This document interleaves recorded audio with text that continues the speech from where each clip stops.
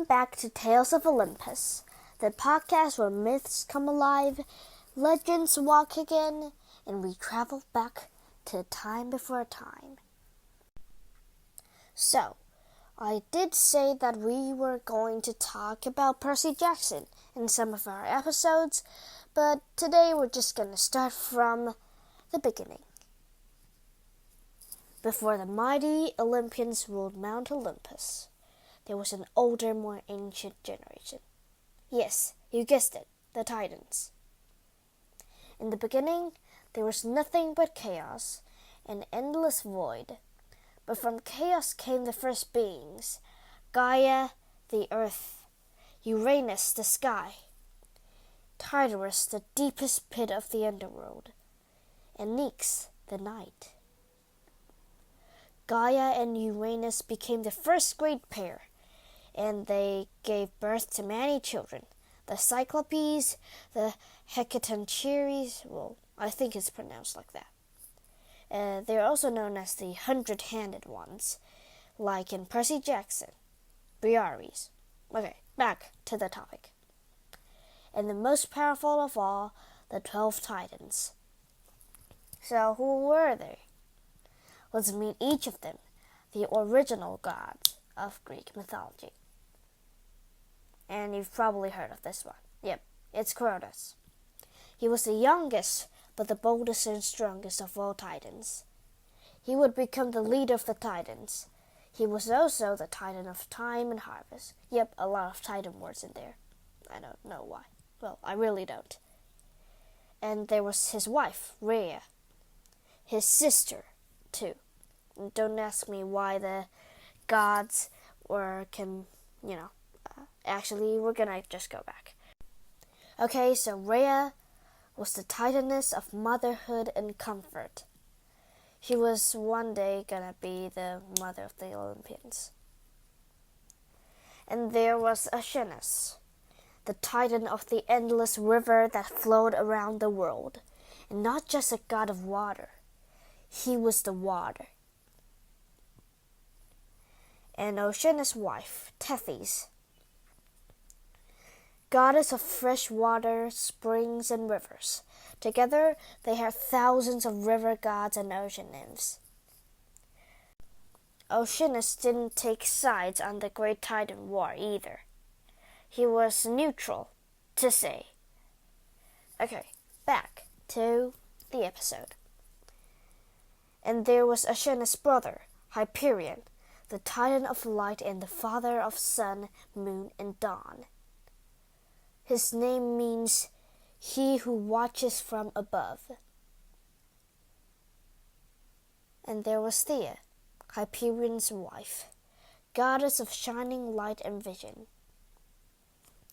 She gave birth to Helios, who would sooner be the god of the sun, and Selene, the goddess of the moon, and Eos, the god of dawn. And there was the famous father, Iapetus. Oh, you could say Bob, as in the Percy Jackson series. He was a titan of craftsmanship, mortality, and human life. He would be the father of famous figures like Prometheus and Atlas. Yep, you heard it right. The Prometheus who got changed on the rock because he gave fire to mankind. We'll talk about him and Atlas in more episodes later on. You see those scales you see in courtrooms today? That is Themis, titanless of divine law and order. She represented justice, fairness, and prophecy. And those scales, that's her symbol. And the Muses, their mother was Mnemosyne, the Titaness of memory. She knew everything and gave birth to the 9 Muses, goddesses of art, music, and stories. Number 10, Coas. Well, I think it's pronounced like that. Sorry for the bad pronunciation. Also tell me in the comments if you hear anything wrong. Yeah. Okay. Coas was the titan of intellect, knowledge in the stars. He was the father of Leto, who would one day give birth to Apollo and Artemis. And Phoebe, Coeus' wife. She was the Titaness of moon, prophecy, and radiance. And then, last but not least, Creus, the most mysterious of Titans. He was associated with constellations, leadership, and the heavenly order. These 12 ruled the world with strength, wisdom, and power, long before Zeus, Hera, or Poseidon were ever born. But their stories begin in pain. Uranus, their father, feared his children. He hated the Hecatoncheires and Cyclopes, and he banished them into Tartarus. Yep, Tartarus existed. He was one of the primordial gods. Okay, back. So, anyways, he threw them into Tartarus. Gaia was understandably in pain. She loved all her children. Now they were trapped, suffering alive inside Tartarus. So Gaia came up with a plan. She created a blade, a sickle forged of adamantine, sharp enough to cut the sky itself. And she said to her Titan children, "Who among will you rise and punish your father?" Only one stepped forward, Kronos. Kronos, yup, the youngest of Titans, that Kronos. One night, Uranus came down from the stairs. Kronos was waiting, hiding in the shadows. And when the moment came, he struck. With Gaia's weapon, Kronos cut down his own father, separating the sky from earth forever. Uranus fell. His reign was over. But as he vanished, he cursed Kronos. "Just as I have fallen by your hand, one day your child will do the same to you." Kronos laughed. He thought he was safe, but the prophecy had already been spoken. After Kronos defeated Uranus, he became the new king of the cosmos. He and his siblings ruled over the universe. There was the time of peace, balance, and golden light, the golden age. There was no war, no suffering, no hunger. Mortals lived freely under the calm reign of the Titans.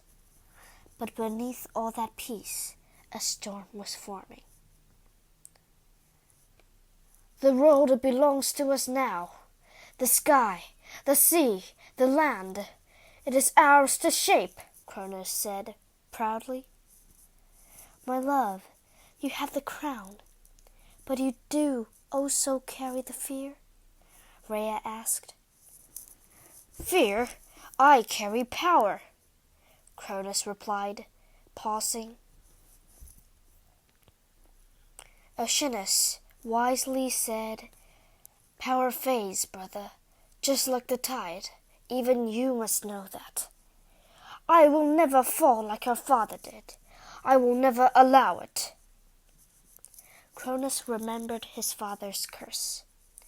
"One of your children will overthrow you." The world haunted him like a shadow behind the sun.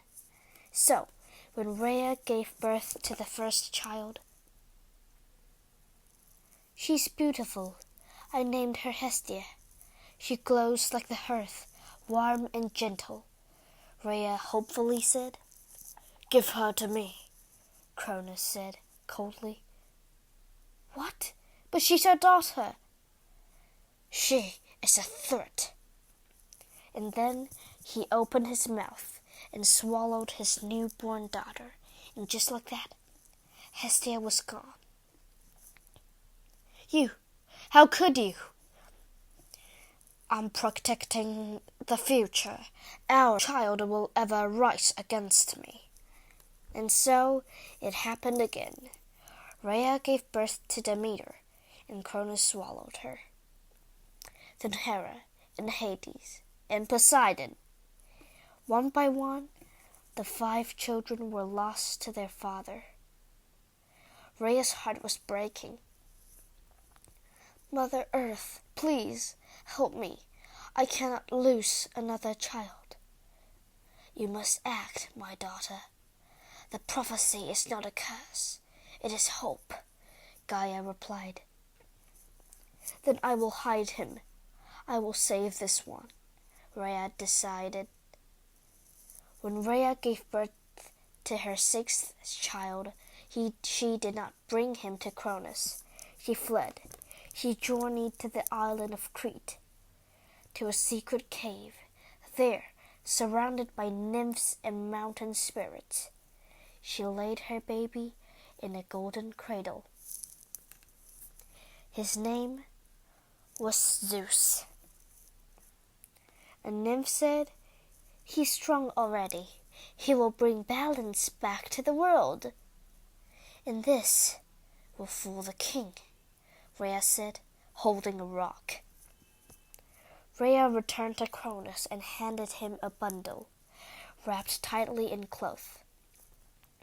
Kronos didn't even check. He swallowed it whole, not knowing that deep in a cave far away, a child was growing, a child who would not be afraid, a child who would rise.